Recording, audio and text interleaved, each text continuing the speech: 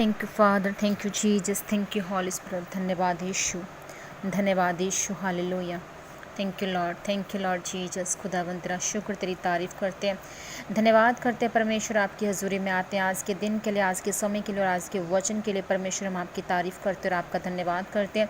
अपने रूह जिस्मो जान बदन को खुदावन हम तेरे हैंड ओवर करते हैं। अपने जीवन से जुड़े खुदावन तमाम लोगों को मैं तेरे हैंड ओवर करती हूँ खुदावन जी। अपनी फैमिली को तेरे हैंड ओवर करती हूँ प्रभु, इस समय को तेरे हैंड ओवर करती हूँ मेरे सामर्थ्य परमेश्वर। और प्रार्थना करते हैं प्रभु जी कि कोई भी अंधकार की ताकत आज के वचन के फल को चुराने न पाए। हम इस पर चलें और विश्वास के साथ हम इसे रिसीव करने के काबिल ठहरें प्रभु। जितने भी जन आज इस वचन को सुनने पाए खुदावन जी, वो सेम न रहने पाए। तेरे सामर्थ्य आत्मा खुदावन, तेरी सामर्थ खुदावन के जीवनों के ऊपर काम करे प्रभु, और तेरे नाम में ये बड़े फैसले लेने पाए मेरे सामर्थ्य प्रभु। और खुदावन जो इनके जीवनों में काम है खुदावन वो पूरे होने पाए प्रभु। यीशु मसीह के सामर्थ्य नाम में मांग लेते हैं इस प्रार्थना को, आमीन। प्रभु यीशु मसीह के जिंदा जलाली सामर्थ्य बड़े नाम में मैं पास्टर आशा राय आप सबको जय मसीह की कहती हूँ और आज के वचन के लिए हम परमेश्वर का धन्यवाद करते हैं। और आप सबको मैं परमेश्वर में प्रभु यीशु मसीह के नाम में ब्लेस करती हूँ। आज का जो हमारा वचन है कि हम अपने जीवन में क्या फ़ैसले लेने पाते हैं, और अगर हम फैसले लेते हैं तो वो फैसले कितने बड़े हैं। Praise the Lord.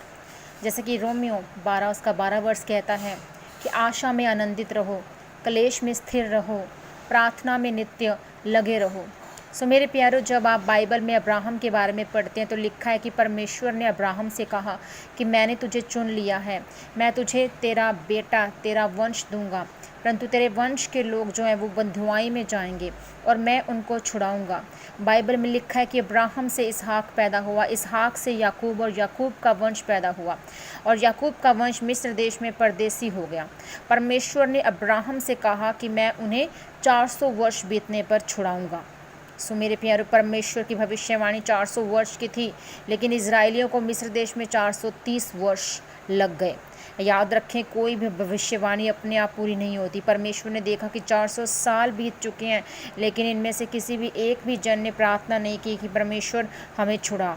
तब परमेश्वर ने राजा के मन को कठोर किया और उसके मन में डाला कि वो उनको तंग करे। फिर राजा ने सभी इजरायलियों पर जो है वो काम का बोझ डाल दिया, उनको तंग करना शुरू कर दिया। बाइबल में लिखा है कि जब इजरायली लोग तंग हो गए तब उन्होंने परमेश्वर की दुहाई देनी शुरू कर दी और तब परमेश्वर ने अपने दास मूसा को अपने लोगों को छुड़ाने के लिए भेजा और उन्हें एक ही रात में मिस्र की गुलामी से छुड़ाया।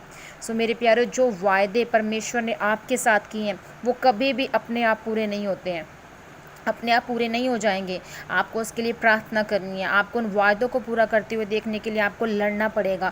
लेकिन एक बात हमेशा याद रखें कि आपकी लड़ाई किसी इंसान के साथ नहीं है, बल्कि शैतान और अंधकार की ताकतों के खिलाफ है। शैतान के साथ लड़कर ही आप अपनी कमज़ोरियों पर, परेशानियों पर, अपनी बीमारियों पर, अपने हालातों पर आप विजय पा सकते हैं।